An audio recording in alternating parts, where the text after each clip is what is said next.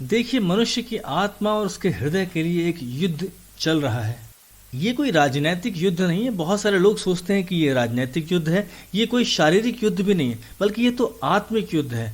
Bible कहती है कि युद्ध के हमारे हथियार शारीरिक नहीं है, बल्कि वो तो शरीर के ना होकर सामर्थी हैं पवित्र आत्मा के द्वारा, जो कि गढ़ों को भी ढा देते हैं। तो मैं आपसे बात करना चाहता हूँ इस युद्ध में हमारी विजय के विषय में।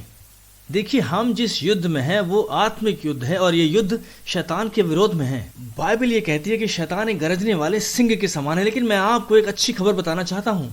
यीशु सिंह है यहूदा के घराने का। उसने शैतान को हरा दिया है और आपके पास और मेरे पास विजय है। हम जयवंत से बढ़कर हैं उस मसीह यीशु में जिसने हमसे प्रेम किया। अब प्रकाशित वाक्य 12 अध्याय और उसकी 11 आयत में बाइबल 3 हथियारों के विषय में बात करती जो परमेश्वर ने हमको दिए हैं।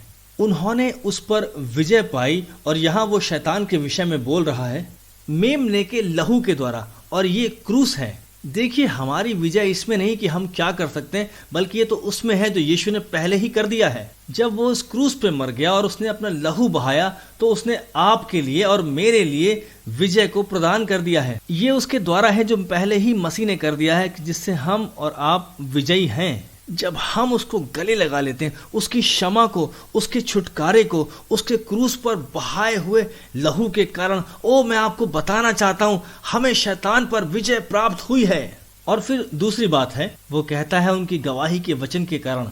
जब यीशु आपके हृदय में आ गया और उसने आपके जीवन को परिवर्तित कर दिया है, और जब आप उसे बोलने लगते हैं, आप दूसरे लोगों को उसको बताने लगते हैं, और उसमें कुछ बात है, उसमें कुछ सामर्थ्य है, परमेश्वर आपकी गवाही को लेगा, आपकी गवाही, और आप कहेंगे ओ सैमी, मेरी गवाही तो कोई सामर्थ्य गवाही नहीं है।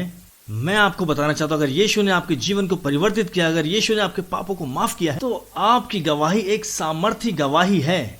तो आप इसे बताएं, इसमें सामर्थ्य है। और फिर तीसरी बात, न केवल मेमने का लहू और हमारी गवाही का वचन, बल्कि हम अपने प्राणों को भी प्रिय नहीं जानते, चाहे मौत ही क्यों ना आ जाए।